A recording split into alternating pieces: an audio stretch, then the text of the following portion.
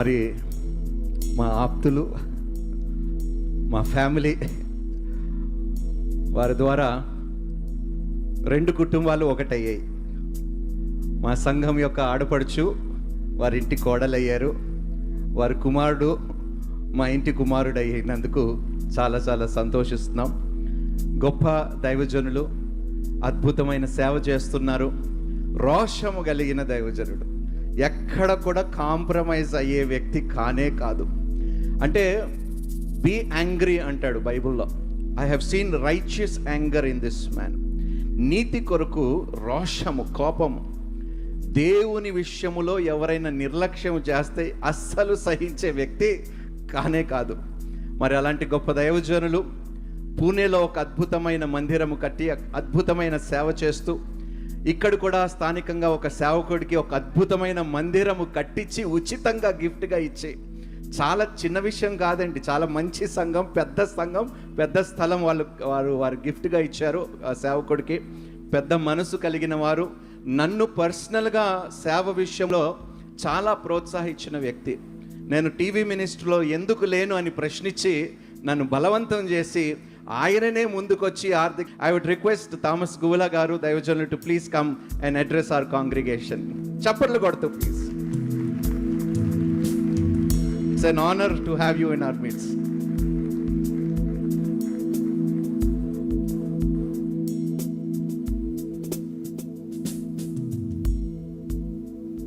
దేవునికి స్తోత్రం. హల్లెలూయా. చక్కగా 2 చేతులు ఎత్తి హల్లే చెప్తామా? 2 చేతులు ఎత్తారా? ఎత్తండి. 2 చేతులు ఎత్తుట. మనం దేవుని సన్నిధికి వచ్చాం. సాయంకాలపు నైవేద్యం. మన చేతులు ఎత్తుట సాయంకాలపు నైవేద్యం. ఇది మంచిది. చేతులు ఎత్తి నిండారుగా మన ప్రభువుని ఒకసారి స్తోత్రం చెప్తాం. హల్లెలూయా. నాకు ఈ అవకాశం ఇచ్చిన దేవాతి దేవునికి, ప్రభువుకి వందనాలు. ఇది థ్యాంక్ యూ. నేను చాలా మెల్లగా మాట్లాడతాను, అందుకని సౌండ్ ప్రాబ్లం ఉంటుంది.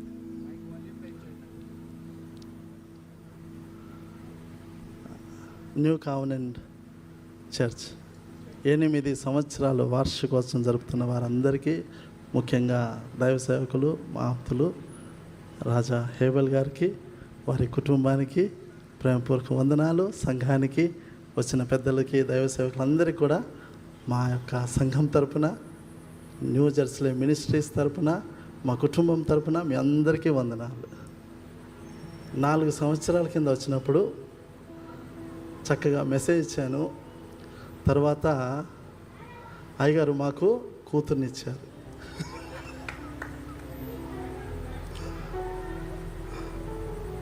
Token of love. అది దేవునికి మహిమ. సర్వోన్నతుడు, సర్వశక్తి గల దేవుడు చేసే కార్యాలు ఆశ్చర్యమైనవి, అద్భుతమైనవి. కంటికి కనపడవు, చెవికి వినపడవు, హృదయానికి అగోచరములు. ఆయనకే మహిమ. ఇప్పుడు మళ్ళీ 4 సంవత్సరాల తర్వాత వచ్చాను. మళ్ళీ ఏమి ఇస్తాడో నాకు తెలియదు. సర్వశక్తి గల దేవుని నామమునకు మహిమ. దేవుడు ఏది ఇస్తే అది అంతే. సర్వోన్నతుడు ఏది ఇచ్చినా అది మేలు, శ్రేష్టమే ఇస్తాడు. ఎందుకంటే రాజాగారు మేము చాలా సన్నిహితంగా ఉంటాం, చాలా బ్రదర్స్గా ఉంటాం అనుకోండి, ఫ్యామిలీగా అనుకోండి, ఎలాగైనా అనుకోండి. చాలా మంది గ్రీటింగ్స్ చెప్తూ అన్నారు. ఆయన చాలా హంబుల్, చూస్తానికి సెలబ్రిటీ అయినా డౌన్ టు అర్తే.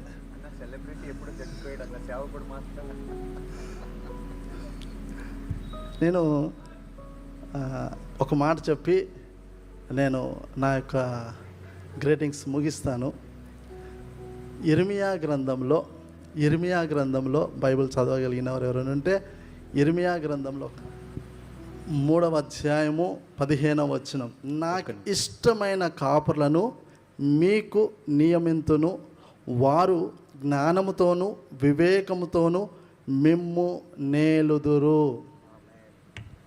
సర్వశక్తి గల దేవుడు, గొప్ప దేవుడు ఒక మాట, సంఘము ఎన్ని సంవత్సరాలు ఈ యొక్క వార్షికోత్సవం చేసుకున్నా అతి ప్రియమైనది ఏంటంటే సంఘం ఎప్పుడు కూడా దైవ సేవకునికి